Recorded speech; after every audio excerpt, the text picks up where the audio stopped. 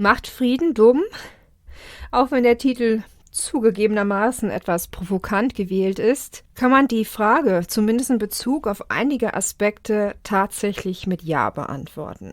Ich möchte diesen Beitrag natürlich auf keinen Fall als Argumentation gegen Friedensbemühungen verstanden wissen, ja. Es soll lediglich zeigen oder ich versuche irgendwie mir selbst und anderen zu erklären, warum unsere Gesellschaft in manchen Bereichen so gespalten ist und warum wir gegen die ein oder andere Bedrohung so uneinig stehen und da auch so hilflos agieren. Wenn eine Gesellschaft über Jahrzehnte hinweg keine ernsthaften Bedrohungen ausgesetzt war, kann das dazu führen, dass sie weniger aufmerksam wird gegenüber potenziellen Gefahren, gegen Bedrohungen, die sich steigern können, die sich anzeigen. Diese Gesellschaft gewöhnt sich an die Sicherheit, nimmt sie als selbstverständlich hin und wird auch träge. Wer keinen Grund hat, sich zu schützen, verlernt, sich zu schützen und diese aufkeimende Bedrohung überhaupt wahrzunehmen. Kriege zerstören und befördern das Schlimmste im Menschen. Aber tatsächlich ist es auch so, dass eine Gesellschaft, die lange nicht mehr Part eines kriegerischen Konfliktes war, weniger Geschlossenheit aufweist und auch dadurch stärker anfällig ist. Auf der ganzen Welt finden tagtäglich Verbrechen statt. Man kann diesen Verbrechen Überschriften und Gründe zuordnen und Ideologien und Religionen können als legitime Rechtfertigung missbraucht werden. Und doch sind es unterm Strich immer die gleichen Triebe, die zu Gewalt und Chaos führen. Machtgier, Machterhalt, Missgunst, Bosheit oder manchmal auch die Verteidigung gegen lange währendes Unrecht. Mannheim war kein Einzelfall. Das, was dort passiert ist vielleicht in Deutschland noch kein Massenphänomen, aber in anderen Ländern Teil des Alltags. Bevor ich mit dem eigentlichen Thema dieses Beitrags weitermache, hier mal ein paar Erfahrungsberichte von Open Doors, die sich um die weltweit immer noch am stärksten verfolgte Gruppe kümmert. Wen das nicht interessiert, der kann diesen Part überspringen.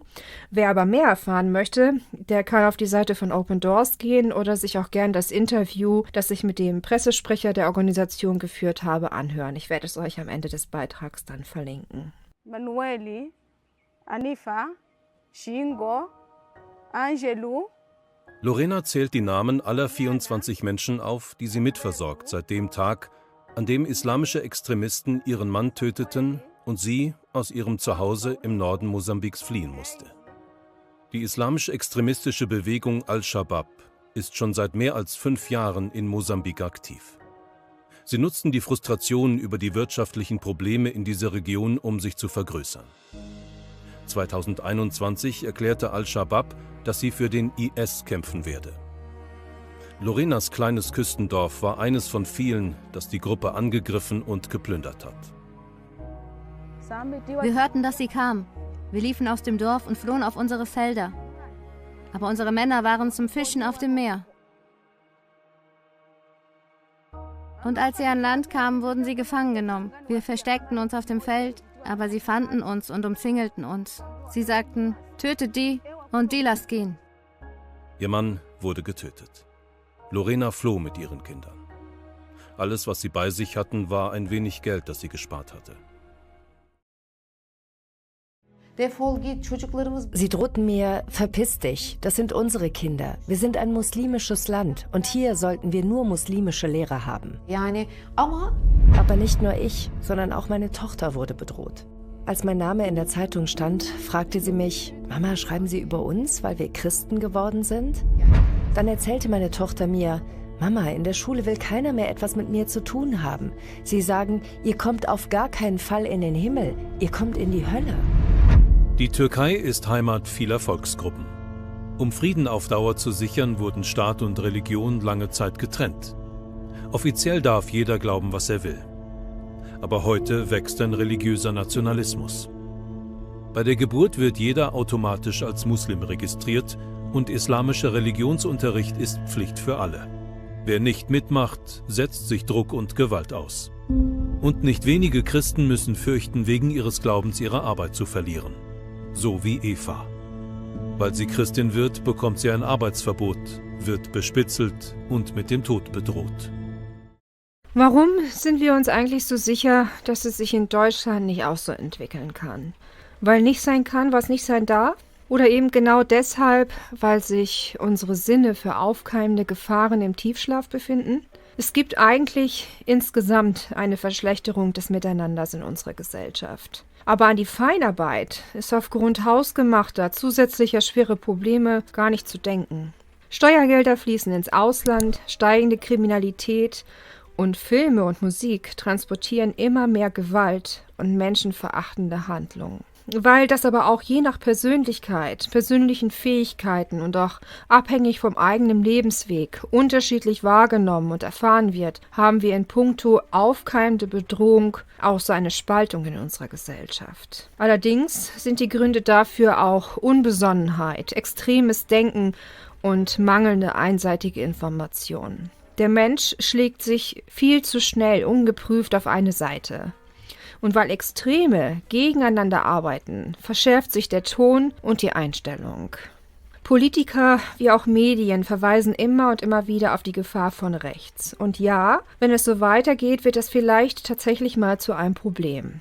Das ist dann aber auch hausgemacht. Linken wie auch Rechten möchte ich guten Willen unterstellen. Aber so wie Linksextreme jeden als rechtsextrem bezeichnen, der es wagt, den Zeitgeist und die unkontrollierte Migration in Frage zu stellen, so haben die Rechten darauf folgend die Tendenz, die Gefahr eines tatsächlichen Rechtsextremismus zu leugnen. Auf beide Seiten möchte ich einmal eingehen. Wenn man die Probleme der unkontrollierten Einwanderung negiert, schönredet und nichts dagegen tut, fördert man ungewollt, gewollt, eher ungewollt, den Rechtsextremismus. Denn wenn man sich die Menschenfreundlichkeit auf die Fahne schreibt, wie kann man dann bei dem Missbrauch dieser Toleranz und den ganzen Gewaltakten wie Körperverletzung, Vergewaltigung und Morde so inaktiv und desinteressiert sein?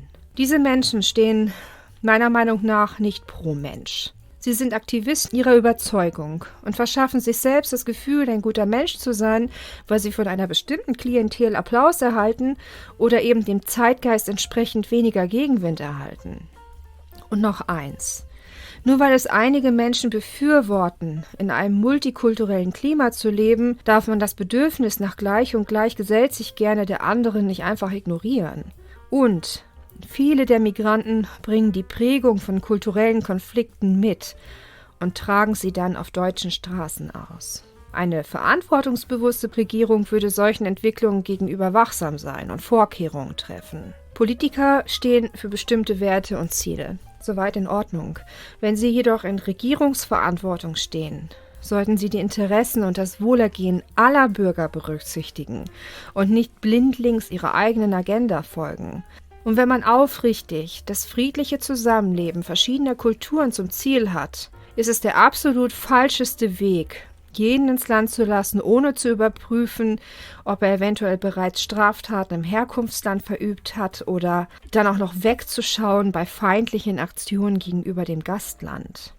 Das schürt Feindlichkeit und befördert eine feindliche Haltung gegenüber Migranten, die einfach nur friedlich ihr Leben leben wollen. Aber anstatt sich des Problems anzunehmen, teert und federt man den Boten und versucht ihn zum Schweigen zu bringen. Und was den Rechtsextremismus anbelangt, per se gegen Fremde zu sein, ist ebenfalls kein Zeichen für ausgewogenes Denken und Menschenfreundlichkeit. Im Idealfall sollte jeder Mensch, unabhängig von seiner Herkunft, gerne da leben können, wo er gerne leben möchte. Allerdings müssen dafür auch ähnliche Voraussetzungen gelten oder eben geschaffen werden. Unter anderem kann es nicht sein, dass die Bevölkerung des einen Landes beruflich und finanziell beste Bedingungen mitbringen muss, während die Bevölkerung eines anderen Landes noch nicht mal einen Ausweis benötigt und dann per sofort die Sozialleistungen des Landes in Anspruch nehmen kann. Und selbst da herrscht Unrecht. Menschen aus dem Ausland mit einer qualifizierten Ausbildung, inklusive Sprachkenntnisse, haben es oftmals sehr viel schwerer, in das Land zu kommen, als Menschen, die sich ohne Qualifikation per Asylantrag Eintritt verschaffen. Und nun möchte ich abschließend noch einen kleinen Abstecher zu Social Media machen. Auf TikTok haben sich viele gefunden, die keinen Hehl daraus gemacht haben, den Anschlag in Mannheim zu bejubeln.